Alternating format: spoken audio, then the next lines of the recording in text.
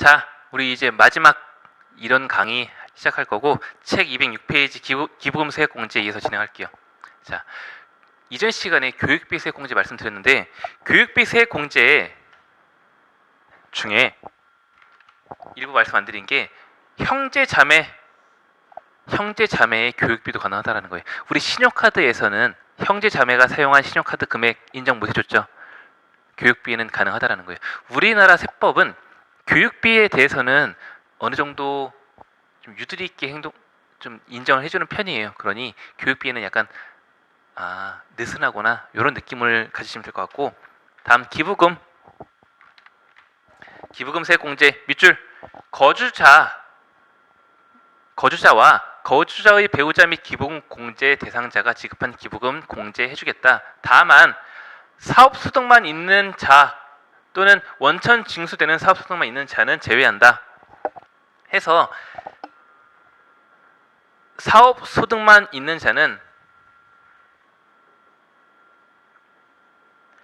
얘는 표준세액공제 7만 원만 적용이 된다는 거예요.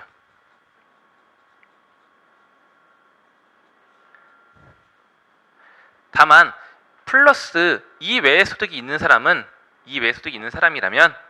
얘는 기부금 플러스 표준세액공제에 7만 원 같이 해주겠다라는 거. 그래서 사업소득만 있으면 필요경비 기부금 세액공제 인정 안 해줄게. 다만 얘 플러스 다른 소득 있으면, 종합소득금액 다른 거 있으면 그때는 기부금은 인정해줄게. 표준세액공제와 같이 해서 거주자의 배우자 및 기본공제 대상자가 지급한 기부금이 있는 경우에는 공제해주는데, 밑줄 다른 거주자의 기본공제를 적용받는 자는 제외한다. 나이 제한 받지 않지만 다른 거주자의 기본공제를 적용받는 사람이 지출한 기부금은 인정해주지 않겠다. 예를 들면 내가 있고 나의 배우자가 있어요. 내 배우자는 어찌 보면 배우자의 부모님, 저로 따지면 저의 장인어른의 직계 비속으로도 속해 있겠지, 내 배우자는. 그렇다면 우리 장인어른이 이 배우자를 기본공제 대상자로 넣었어. 제가 안 넣고 우리 장인어른이 우리 배우자를 기본공제 대상자로 넣었다라고 친다면, 이 배우자가 지출한 기부금은 이쪽으로 가야지 나한테 올 수 없다라는 거예요. 내가 이 배우자 기부금 공제 못 받는다. 왜? 다른 사람의 기본공제 대상자 적용받고 있으니까. 해서 해당 금액에 대해서는 12% 또는 15% 세액 공제해주겠다. 근데 기부금은 한도 계산하는 것은 별도로 깊이까지 알 필요는 없으시고, 기부금 법정 기부금과 지정 기부금으로 구분이 되는데, 법정 기부금은 어떤 것이 있는지 우리 책 206페이지 가운데 보시면 법정 기부금, 지정 기부금 구분만 할 줄 알면 된다라는 거예요. 그러면 법정 기부금은 법정 기부금에 입력, 지정 기부금은 지정 기부금으로 입력하면 되니까. 그런데 법정 기부금만 느낌적으로 알고 계시면 나머지는 지정 기부금이니까, 법정 기부금 외에 나머지 것들은 지정 기부금 또는 종교단체 기부금이니까 얘를 위주로 알면 될 것 같아요. 법정 기부금은 느낌적으로 국가, 지방자치단체, 국방, 천재지변, 사회복지시설, 불우이웃돕기, 국립대학교, 병원, 이런 느낌의 것들은 법정으로 구분이 된다는 거예요. 그래서 1번, 2번, 3번, 동그라미 6번, 1, 2, 3, 동그라미 6, 5번도 체크, 그리고 동그라미 8번도 체크, 그리고 동그라미 10번, 이 정도만 체크해 주시면 이런 게 법정 기부금에 있구나, 나머지는 다 지정 기부금이구나 라고 판단이 되실 거예요. 책 보시면 206페이지 지정 기부금에는 뭐 등등 있는데, 거기에 종교단체 기부금도 지정 기부금으로 있다. 그래서 세법은 종교단체에 기부하는 금액, 헌금이나 이런 것들 혜택을 조금 더 주는 편이에요. 그래서 기부금에서는 종교단체 기부금 그리고 법정 기부금만 구분할 줄 알면 큰 어려움은 없으실 것 같다라는 거예요. 자, 다음 표준세액공제 207페이지. 근로소득이 있는 거주자로서 특별세액공제나 특별세액공제를 신청하지 아니한 사람은 연 14만 원까지 가능하다. 아까 앞에서 봤던 내용 표로 보시면 근로소득이 있으면서 항목별 세액공제, 항목별 세액공제 뭐 있어요? 의료비, 기부금, 교육비 이런 것들 없으면 14만 원 해줄게. 근로소득 있으면 13만 원 혜택 주고 그 다음 혜택 주는 사람 그쵸? 성실사업자.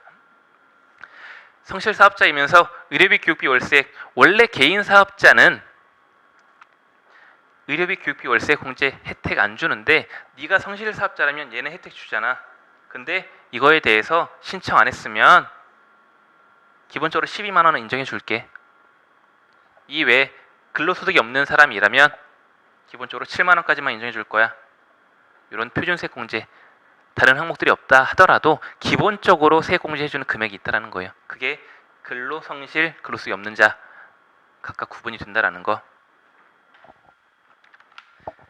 책 207페이지 근로소득세 공제. 내가 근로소득이 있다면 근로소득이 있는 거주자라면 일정 부분 근로소득에 대한 세금에 대해 세공제를 해주겠다라는 거예요.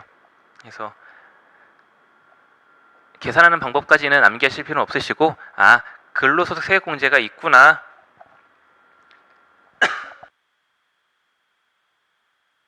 전액되는 게 아니라 한도도 두고 있구나. 그 정도만 알고 계시면 될 것 같고 그 외에 일용근로자 동그라미 3번 우리 책 208페이지 동그라미 3번 일용근로자의 근로소득에 대한 근로소득세 공제는 산출세액의 55% 세공제 해준다. 요거는 따로 암기를 해주시면 좋을 것 같아요. 일용근로자의 근로소득세 공제는 55%다. 해서 예를 들면 내가 일용직으로 하루에 일당 20만 원 받는 사람이야. 우리 앞에서 소득공제 배웠죠. 소득공제 중에 일용근로자는 하루에 얼마까지 소득공제 해줘요? 일용근로자. 일반적인 근로소득자는 단계별로 근로소득공제를 달리하고 있는데 일용근로자는 하루에 얼마까지? 15만 원까지 소득공제 해준다 그랬잖아요. 그래서 15만 원까지는 세금이 발생하지 않는다. 그래서 말씀드린 거야. 해서 예를 들면 일용근로자인데 내가 하루 일당이 20만 원이에요. 그렇다면 얘와 관련된 세금은 얼마냐? 20만 원에서 기본적으로 얼마? 20만 원에서 기본적으로 15만 원은 소득공제 해주니까 15만 원 차감한 5만 원에 대해서 세금을 계산해 보겠다라는 거예요. 5만 원이 과세 표준인데 5만 원 곱하기 일용 근로자는 원천 징수를 6%를 해요. 그래서 일용 근로자의 세율은 6% 단일 세율이다. 단일 세율. 그렇다면 5만 원에 6%면 3천 원이 되겠지. 되셨죠? 그런데 여기서 3천만 원 다 과세하느냐? 아니다. 여기서 세액 공제 3천만 원에 55%는 깎아줄게. 세액 공제해줄게라는 거예요. 해서 3천 원에 45%만 받을게라는 거. 세액 공제. 해서 일용 근로자는 기본적으로 15만 원 소득 공제 해주고 여기에 세액 공제 산출세액이 55% 해준다. 이 정도만 기억해 주시면 될 것 같아요. 그렇다면 이제 소득세까지 우리 이론 강의는 모두 다 끝났어요. 소득공제는 진짜 중요해. 종합소득공제는 우리 시험에 대략 한 20점 정도는 차지한다고 봐도 무관할 것 같아요. 실무 문제에서. 이론도 나오고 실무도 나오니까 우리 시험에 20점이면 진짜 엄청난 부분이에요. 그러니 앞에 내용들 종합소득에서 소득세에서 배웠던 앞에 내용들도 중요하지만 우리 마지막에 배웠던 소득공제 세 공제 항목들 집중해서 공부하셔야 돼요. 무조건 항목별 세 공제, 종합소득 공제, 인적공제, 물적공제, 얘는 무조건 암기해 주시고 보면 아 이거 대상이다 아니다, 한도 있구나 없구나, 이 정도까지 공부가 되셔야 돼. 되셨죠? 제가 실무 강의 가서 계속 반복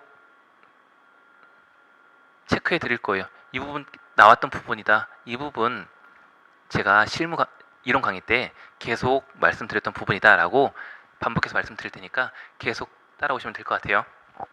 우리 소득세 관련 문제 풀어보고 이제 진짜 마무리하는 걸로 할게요. 자, 책 211페이지 문제 6번. 책 211페이지 문제 6번 먼저 한번 풀어보시고, 동영상 멈췄다가 먼저 풀어보시고 같이 한번 풀어봐요. 자, 6번. 다음 중 소득세법에 관련된 설명 중 틀린 것은? 동그라미 1. 미술품을 사업적으로 판매하는 개인 사업자인 화랑에 미술품을 양도하는 경우 기타 소득으로 과세한다. 만약에 사업적으로 판매하는 개인 사업자, 이 문구가 없었다면 맞는 말일 거예요. 그러나 사업소득은 정의가 뭐였어요?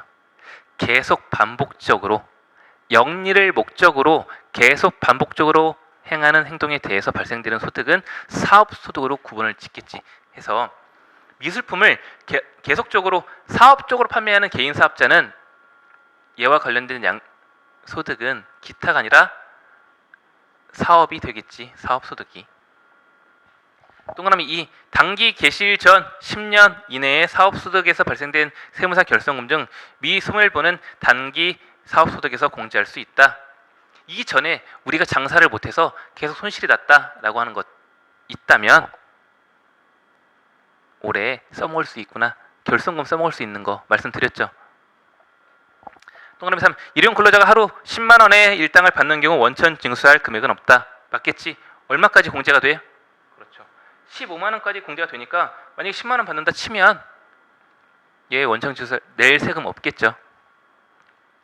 원천 징수한다는 것은 세금을 미리 뗀다라는 거예요. 그래서 낼 세금이 없다, 맞는 말이고.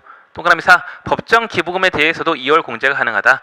법정 기부금 앞에서 설명드렸을 텐데 법정 기부금은 한도가 있다라는 거예요. 해서 내가 올해 기부를 많이 했어. 그렇지만 한도가 걸려 인정 못 받은 금액이 있다라고 한다면 기부금은 2월 공제가 가능해요. 다음 연도까지 써먹을 수가 있다는 거예요, 2월 공제라는 것은. 그래서 요거 설명 안 드린 부분이니까 같이 체크해 드렸고, 법정 기부금, 지정 기부금 모두 2월 공제 가능하다라는 거예요. 한도 걸려서 못 쓰면 금액 다음 연도까지 써먹을 수 있다. 5년까지 써먹을 수 있다. 자, 다음 문제 12번, 212페이지 문제 12번. 소득세법상 인적공제 대상 여부의 판정에 대한 내용으로 옳지 않은 것은? 종합소득공제 중에 인적공제 옳지 않은 것은? 동그라미 1. 추가공제는 해당 거주자의 기본공제를 적용받는 경우에만 공제할 수 있다. 예, 우선 넘어가고. 동그라미 2. 과세기간 종료일 전에 사망한 경우 사망일 전일의 상황에 따라 공제 여부를 판단한다. 사망 또는 장애, 얘를 판단할 때는 하루라도 해당 연도에 속해 있으면 공제 가능하다라는 거예요. 하루라도 살아있으면 사망일 전일 기준이에요. 맞는 말이고. 동그라미 2. 2018년, 올해 2019년이니까 2019년 12월 31일 날 사망했다라고 친다면 올해 하루라도 살아있었으니까 공제 대상이 된다라는 거예요. 나이 요건과 소득 요건을 충족한다면, 또는 장애가 있다가 치유가 됐어.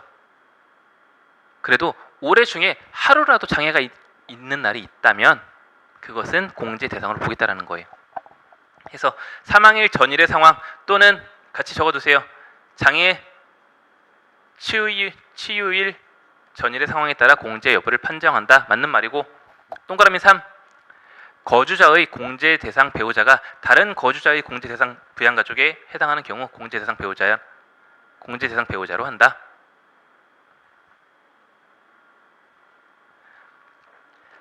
아까 앞에서 예를 드렸는데 내 배우자라 내가 있는데 내 배우자가 있고 내 배우자는 장인 어른의 직계 비속이죠. 그러면 내 배우자가 내가 우선권이 있다라는 거예요.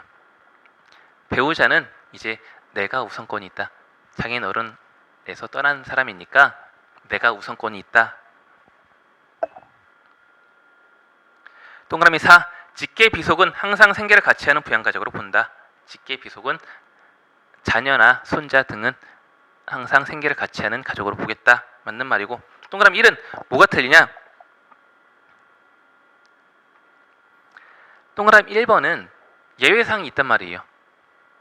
6세 이하 자녀라든지 일정 부분 예외사항이 있어서 다른 거주자의 기본 공제 대상자이더라도 중복으로 적용받을 수 있는 경우가 있다 해서 경우에만 무슨 에만 나오는 문구가 있다라고 한다면 틀릴 확률이 크다. 자, 다음 우리 문제 13번 213페이지 소득세법상 기타 소득 중 종합소득과세표준 계산에 항상 합산하지 아니하는 것은 무조건 분리과세인 것은 앞에서 기타 소득 할 때 무조건 너 이거 소득 받을 때 그걸로 끝내 라고 했던 것들이에요. 자, 1번 복권 당첨금. 복권 당첨 시 너 세금 20% 또는 30%였죠. 그래서 복권 받으면서 낸 세금 있으면 그걸로 끝내.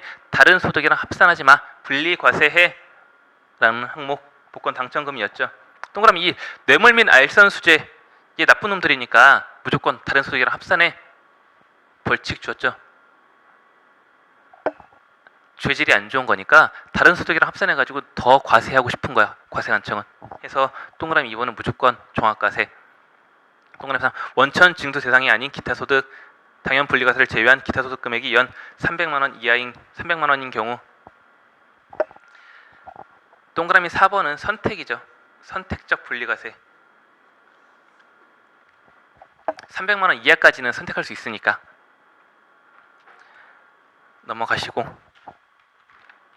문제 15번 213페이지 문제 15번 다음 중 비과세 근로소득이 아닌 것. 과세 대상보다 비과세되는 게 시험에 나올 확률이 더 크다라는 거예요. 자, 보여드리면 동그라미 1. 근로자 또는 배우자의 출산과 관련하여 받는 월 8만 원의 육아수당 비과세 맞고. 동그라미 2.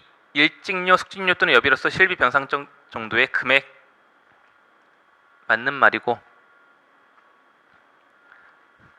느낌적으로 일직료 얘 금액 대략적으로 20만 원 여러 개 있었죠. 20만 원짜리 실비 변상적인 금액 중에 20만 원 상당 비과세. 동그라미 3. 회사에서 식사를 제공하고 근로자에게 별도로 지급하는 월 5만 원의 식대. 우리 회사는 회사 식당에서 밥도 주고 별도로 식대를 5만 원 더 줘. 이런 경우에는 현물과 급여가 금액이 같이 지급되는 거니까 추가로 지급되는 5만 원에 대해서는 비과세 적용 안 되겠다. 이거 앞에서 설명드렸죠. 현물과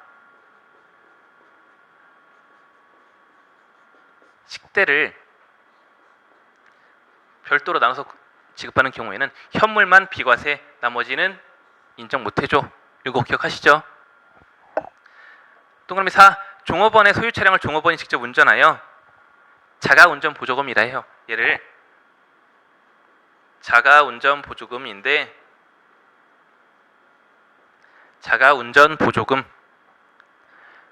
종업원 본인 차량을 우리 회사 업무랑 쓰는 거야. 그러니 너 이거 일부 지원해 주는 거 비과세 해줄게.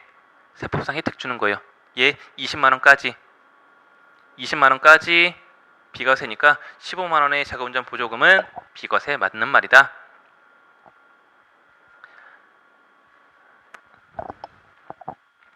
다음 문제 19번 214페이지 문제 19번 다음 중 소득세법에 대한 설명으로 옳지 않은 것은 소득세는 6가지 종합소득과 퇴직 양도소득을 과세 대상으로 하는 조세이다.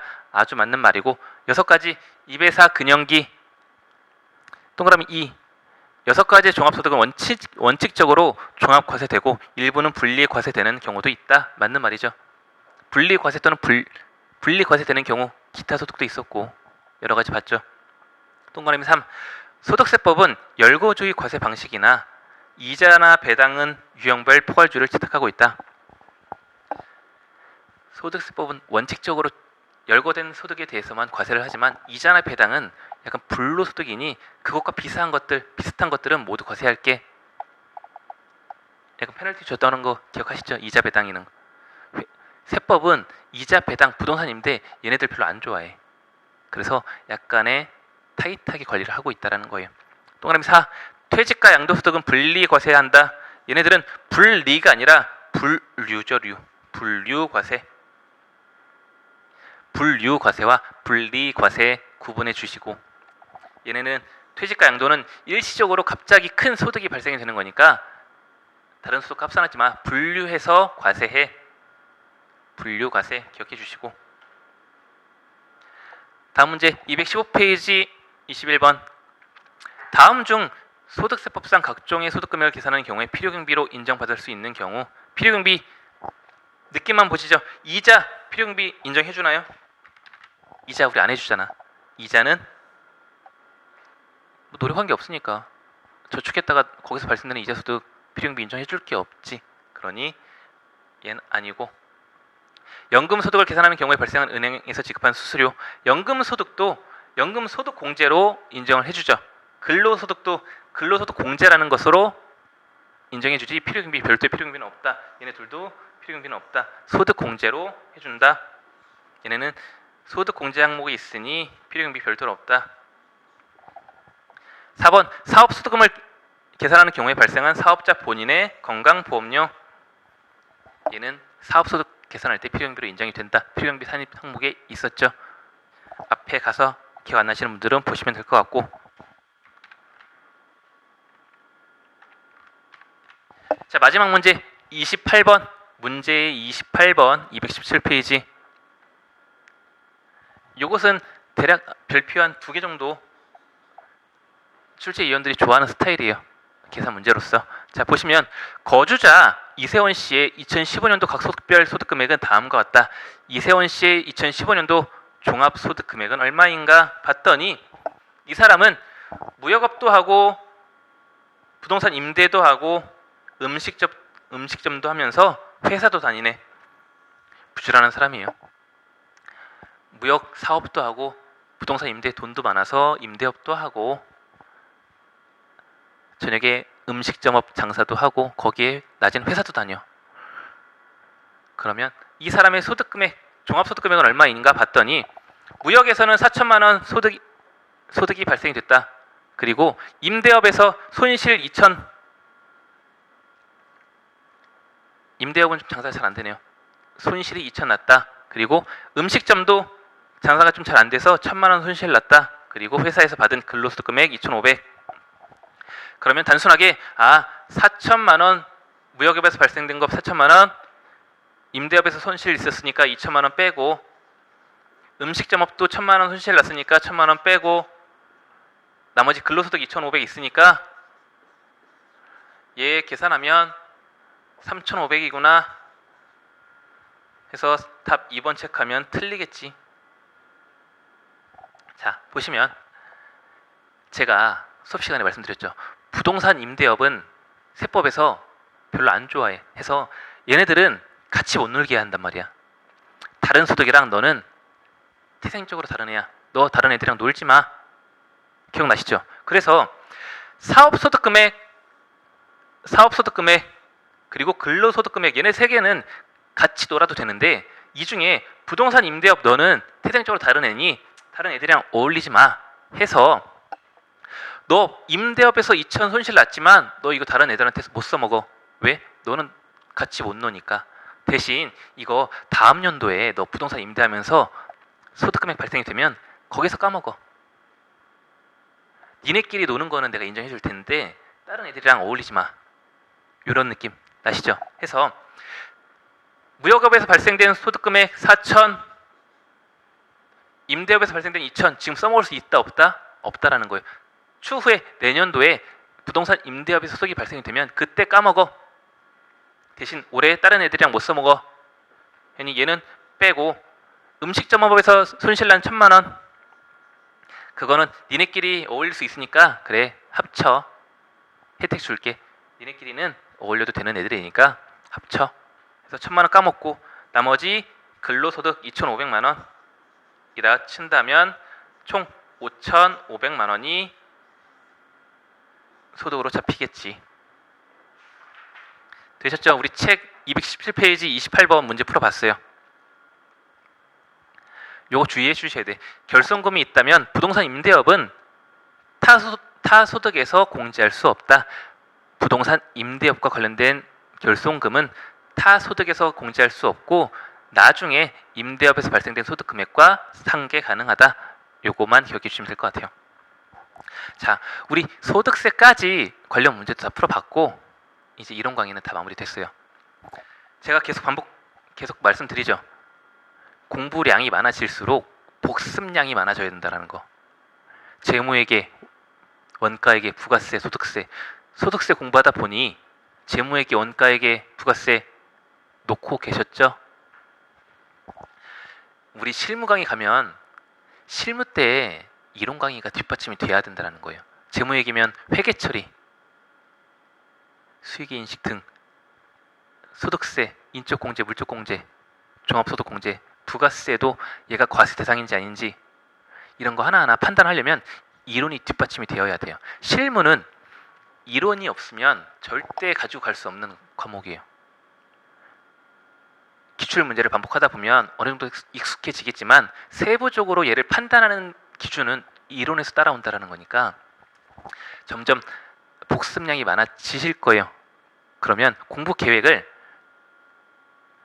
하루에 이 과목은 이만큼, 이 과목은 이만큼 이렇게 여러분들이 개인적으로 기준을 세우란 말이에요. 저도 공부할 때 여러 과목이 있으면 재무회계는 몇 시간 공부, 1시간 공부, 소득세는 2시간, 원가는 1시간, 부족한 과목은 시간을 늘려서 해서 그 시간이 끝나면 다른 과목으로 넘어가는 거야. 그래서 내가 정한 범위를 못 지켰다면 조금 더 다른 과목 다 끝난 다음에 추가적으로 나머지 공부를 해야지. 그래서 여러분들이 복습 계획을 이제 차근차근 잘 세우셔야 돼요. 공부 계획을 하면서 이제 실무 문제는 어느 정도 설명을 드린 다음에 기출 문제 위주로 계속 반복을 시켜 드릴 거란 말이에요. 그래서 기출 문제 같이 몇 번 풀어보다 보면 어느 정도 시험에 대한 감이 오실 거니까 그때 다시 복습 계획을 새로 세우면 더 좋아요. 그러니 계속적으로 공부에 대한 계획 수립을 수정해 나가면서 공부를 시험 기간까지 이어나가시면 될 것 같아요. 자, 우리 이론 강의는 여기서 마치는 걸로 하고 다음 시간부터는 실무 강의에서 뵙는 걸로 할게요. 자, 조금만 더 힘내시고 거의 다 왔으니까 합격의 길 마무리될 때까지 저희 좀 노력하면 좋지 않을까 싶어요. 자, 이론 강의 마치도록 하고 지금까지 고생하셨습니다. 감사합니다.